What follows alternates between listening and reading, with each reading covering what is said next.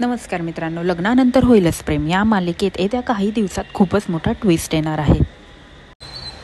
काव्याला तिचं आणि पार्थचं नातं नको असतो, त्यामुळं ती डायरेक्टच वकिलांना फोन लावते आणि म्हणते, मला तुमच्याशी बोलायचं आहे, तर आपण भेटूनच बोलू, मला डिवोर्स हवा आहे. असं बोलल्यानंतर वकील म्हणतात, ओके, तुमचा मला ॲड्रेस सांगा. त्यावेळेस ती बोलते, ॲड्रेस लिहून घ्या. असं बोलल्यानंतर ॲडव्होकेट किल्लेदारांसोबत पार्थच असतो आणि त्यांना काहीच आयडिया नसते की ही जी कोण बोलत आहे माझ्याशी ती यांचीच वाईफ आहे. त्यामुळे ते पण त्यांचा ॲड्रेस पार्थलाच लिहिला होता आणि पार्थ ही ॲड्रेस लिहायला सुरुवात करतो. तेव्हा काव्य ॲड्रेस सांगते, तेव्हा वकील सांगतात तसा पार्थ ॲड्रेस लिहायला सुरुवात करतो.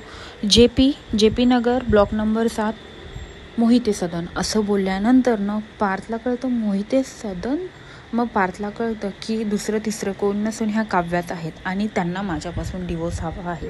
आता पार्थ स्वतः ॲडव्होकेट किल्लेदारांसोबत मोहिते सदनलाच म्हणजेच काव्याच्या माहेरी जातो. आता काव्या डोअर ओपन करते तेव्हा तिला पहिले वकील दिसतात. तेव्हा ती त्यांना म्हणते आत या आणि त्यांच्या मागोमागच पार्थ पण घरात येतो. पार्थला बघून काव्या पूर्णपणे शॉक होऊन जाते. काव्याला काही कळतच नाही काय करायचं आणि काय नाही, पण आज ना उद्या हे कळणारच असं काव्याला वाटतं. तेव्हा काव्या हे सगळं बोलते, मला नाही राहायचं या नात्यामध्ये, मला कंटाळा आला आहे, मी नाही सर्वाईव्ह करू शकत, माझ्या लाईफचा प्रश्न आहे. असं बोलल्यानंतर पार्थ पण ओके बोलतो आणि आता दोघांचं पण म्युच्युअल अंडरस्टँडिंग, हे दोघं पण डिवोर्स घेतील का हे पाहण्यासाठी विसरू नका लग्नानंतर होईलच प्रेम आणि माझ्या चॅनलला सबस्क्राईब करा.